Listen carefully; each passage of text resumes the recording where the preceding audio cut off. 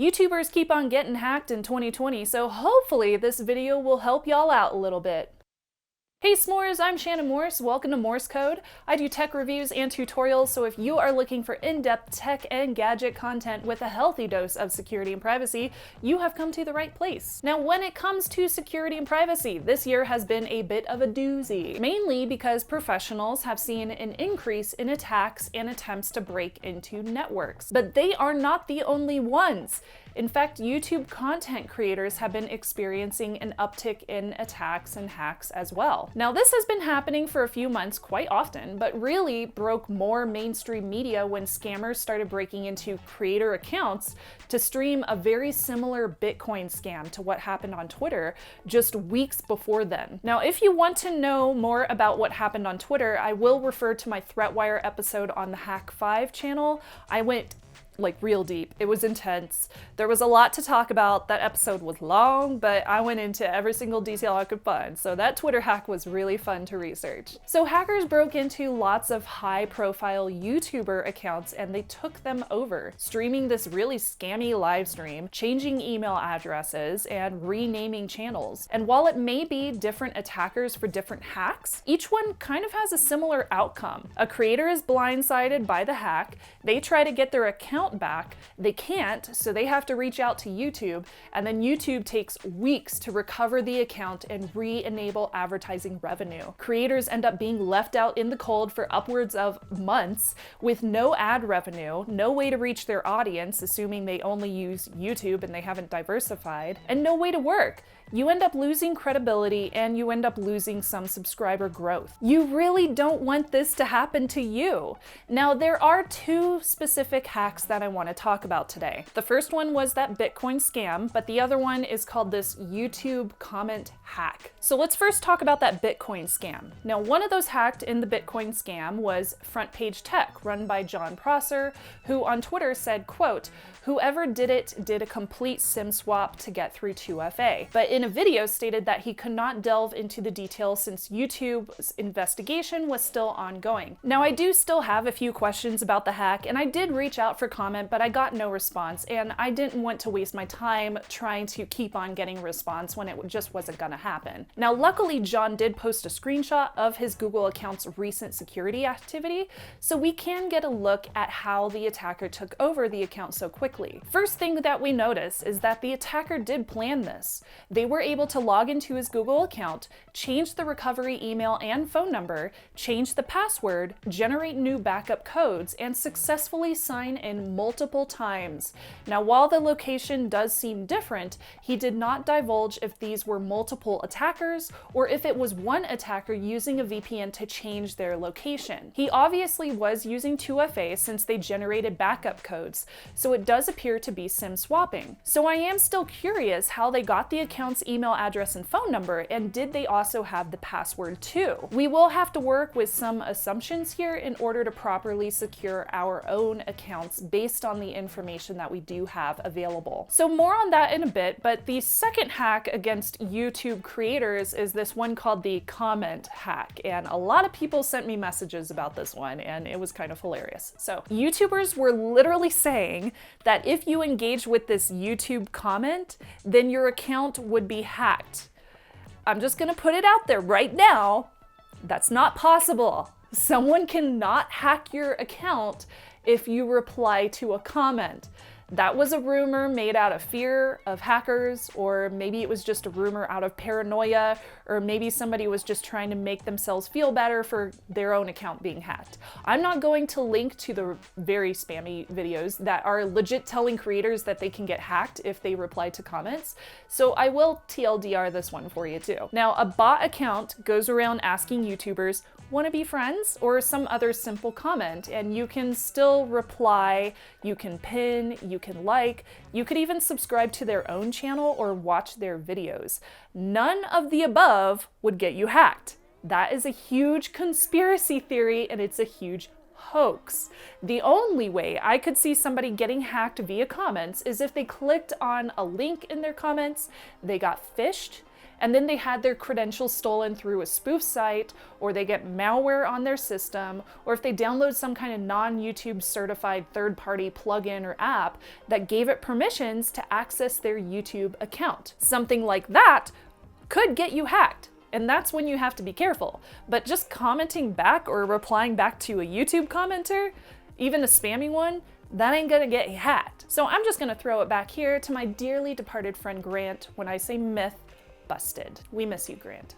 Now, as a creator, how do you protect yourself from a real hack? I have 9 different tips and steps that you can take on your YouTube channel, even if you're a user, you don't even post any YouTube videos, to ensure that it is not defaced, deleted, or hacked. So number 1, your email account that you use to access your YouTube account and your AdSense should be private and secret. On the About page on your YouTube profile, you can list a public-facing email address, and that should not be directly tied to your YouTube account, your main Google account, or your AdSense. You can always just create a public-facing business email address, and that should be the way that potential sponsors or fans or whoever can contact you. The private one should only be used for your Google account, your YouTube, and your AdSense. Remember, the more places online, like the websites, that you use that private email address on, that could potentially mean more doors that could be broken into to potentially breach your most important accounts. So treat your YouTube login email address as if it's a secret password and don't share it. Don't tie other online accounts to your email address on YouTube either. Number 2, this one's an easy one. Don't click on links sent to you. This is called phishing. And if somebody sends you a message with a link that says something like, "You must respond within 24 hours to keep your account from being terminated," just assume that it's a scammer trying to get you to give them your login info. So how do they do this? Well, scammers can create very real looking sites that look just like youtube.com, but they aren't actually youtube.com. So if you log into this fake youtube.com, then it sends your login credentials to the scammer instead. So just don't click on links. If you are worried about an account being terminated or something else being canceled or something that just does not seem the norm, go directly to the website in question via your browser's address bar and see if you've got some kind of notification on your homepage when you log in or a pop-up pops up. Because generally what's going to happen is if your account is about to be terminated, they're going to pop that up or give you a red flag warning or something on the main page. So you don't have to click on the link from your email. Does it feel like I'm yelling? I hope it doesn't feel like I'm yelling, because sometimes I get really emotional when it comes to security and privacy, so I hope that I'm not coming off as like being angry, because I'm not. I'm trying to help. I'm really trying to help. Okay, number 3 is don't use any third-party plugins that are not approved by YouTube on your YouTube account.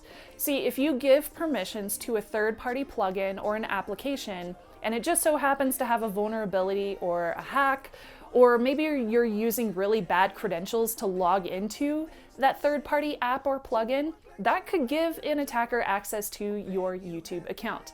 See, if you use a crappy password to log into a plugin and your password ends up being leaked, that means that if a hacker gets that password, they could end up installing that plugin and logging into your account and gaining access to your YouTube channel. So that could be another entry point for an attacker. I use vidIQ and TubeBuddy, and both of those are legitimate. Other than that, I'm not sure what other ones out there are legitimate. I'm sure there are other ones, but always make sure to check before you install a third-party plugin and use it to access your YouTube account. Number 4, use a password that you don't use anywhere else. I feel like I'm a parrot at this point, just repeating myself. I highly suggest using a password manager to store all of your long, complex passwords so that you can use different ones for every single site that you access. That way it's harder for an attacker to use any kind of previous leaks or breaches or hacks from companies to access your other accounts. See, if you use the same password everywhere, they could use some previous leak to make some kind of educated guesses at your logins on other platforms. I oftentimes use and recommend LastPass or OnePass or even KeyPass. There's a lot of different options, so maybe I will do a comparison video one day of all the password managers. Would y'all like that? Comment below, let me know. Update your passwords now and then as well, and use a site like Have I Been Pwned, that's owned with a p.com, to track if they have been leaked anywhere, and I will put that link down below as well. Number 5 is 2FA. Now, two-factor authentication must be treated as private information as well. So what is 2FA? Well, this stands for two-factor authentication, and it's a second form of authentication that you need in order to access your account. So for Google and YouTube, it's a code that you must enter on a page that pops up right after you put in your email address and password. Setting up 2FA can be found on the Google security homepage for your account, which is linked down below. It's myaccount.google.com/security. And on this page, you go through your security checkup where you can add or remove devices that you are logged into, etc. You can update your recovery phone and email. You can check recent activity on the account, manage devices and third-party plugins. You can manage any sites or saved passwords at the bottom, and you can enable two-factor authentication. So enable it. Number 6. I highly recommend going the route of using an authenticator app or using a security key, or if available, you could also use your phone's built-in security key, which is only available on some Android devices. Now, I do not recommend using a phone call or a text message as two-factor authentication. I will go through each option first, but I really want to talk about SIM swapping. So SIM swapping happens when an attacker knows your phone number and they are able to successfully program the phone number to authenticate with their own SIM card and their own phone. Now, when this happens, it disables your SIM card on your phone and you stop receiving texts and phone calls for your phone number. They start receiving all of the texts and all of the phone calls for your phone number on their own phone. I highly recommend watching a video I did about SIM swapping. I did it almost a year ago because the information is still up to date and it's still accurate. So to prevent a SIM swap attack from gaining success to your account online, wherever you have two-factor authentication set up, first, I would recommend upgrading to a hardware security key, an authenticator app, or using your phone as a built-in security key. And I will tell you how to do this in a second. And the second part of this is make sure to set up a PIN or a passcode or some kind of password on your phone with your phone carrier account and with your SIM card. So that means if somebody calls in and tries to change over your phone number to a different SIM, they have to answer some kind of security question, and the only person that would know that is the employee who is helping you manage your account. That's assuming that there is not some kind of inside job happening where somebody that is employed by a carrier is helping SIM swap attacks happen, but assuming that they are not an inside job, then this can help prevent SIM swapping. The third thing is make sure to answer security questions or phone security questions as if they too are passwords, so don't answer them with commonly accessible information like, what was your high school mascot? Because with Facebook, anybody can figure that out.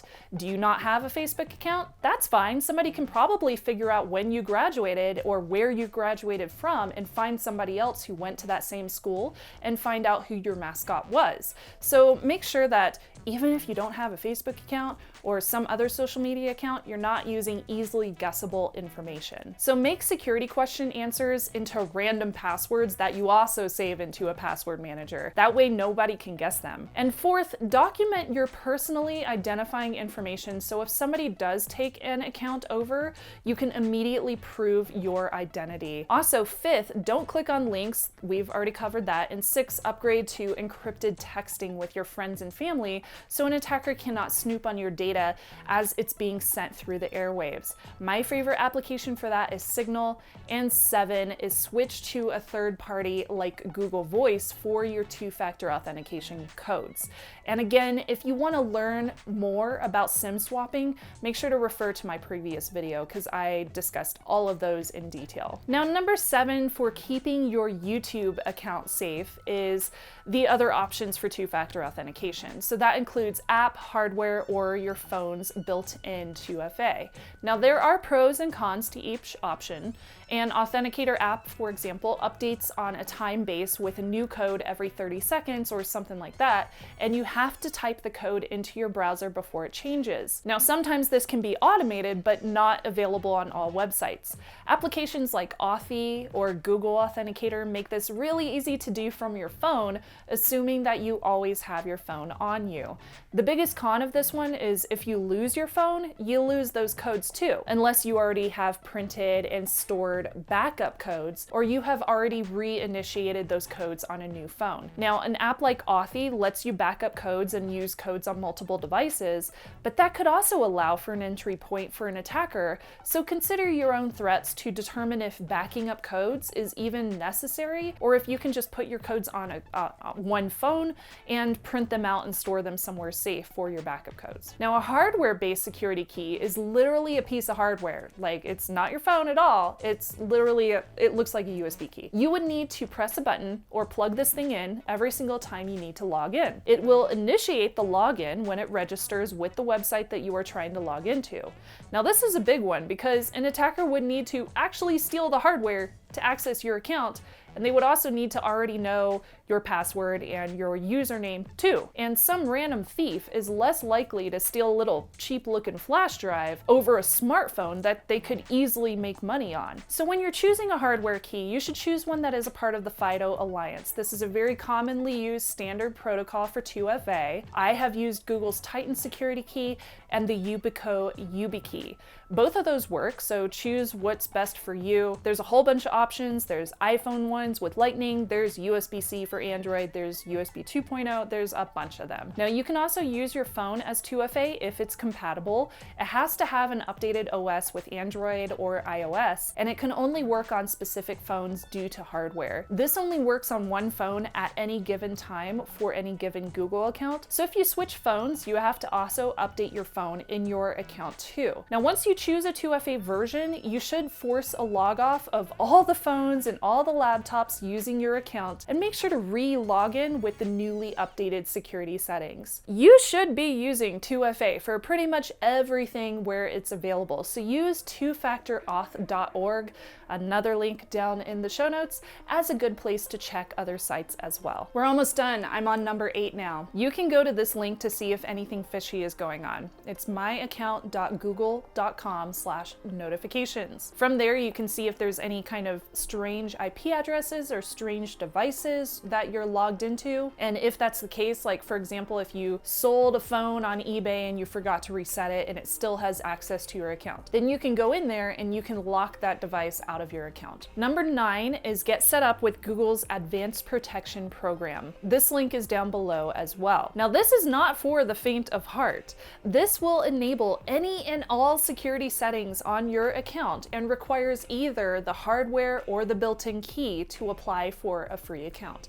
But Google's Advanced Protection Program also will disable any third-party apps that had access to Google tools like Gmail. So for example, if you are using some kind of vacation or trip app or travel app that reads your email to find your itineraries, then that will probably break if you add Advanced Protection Program on top of your Gmail or Google account. So keep that in mind, and that's one of the reasons why, if you're setting up all these protections on a YouTube account, it would be really useful to make sure you're using a completely different email account, a completely different Google account for YouTube. That way you can set it up with APP, and then you're not going to break anything that you've used as a convenience for your day-to-day usage. And I think that's about it. So hopefully that wasn't too convoluted, but I hope that it made sense. All of these can really help with securing your online identity when it comes to YouTube and Google accounts, and it can absolutely help you if you are a content creator. If you are a content creator, I would love it if you can share this video with everybody that you know as far as YouTubers, so that they know how they can properly protect their accounts. I want to make sure that all of us as content creators are protected as best as possible, because I hate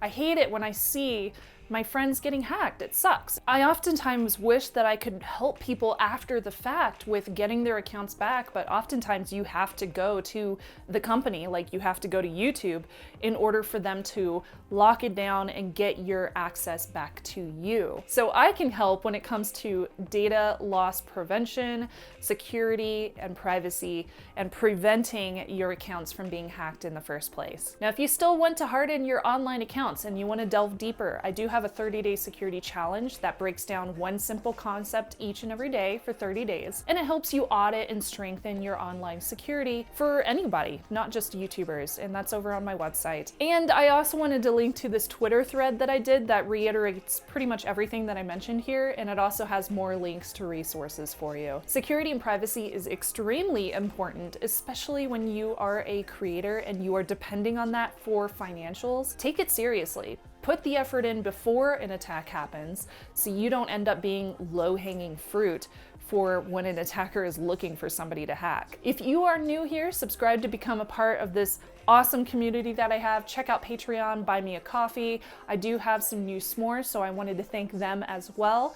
Comment below and tell me what kind of security videos you would like to see on my channel. Thank you again so much to my s'mores for subscribing and for watching. I'm Shannon Morse, and I will see y'all soon.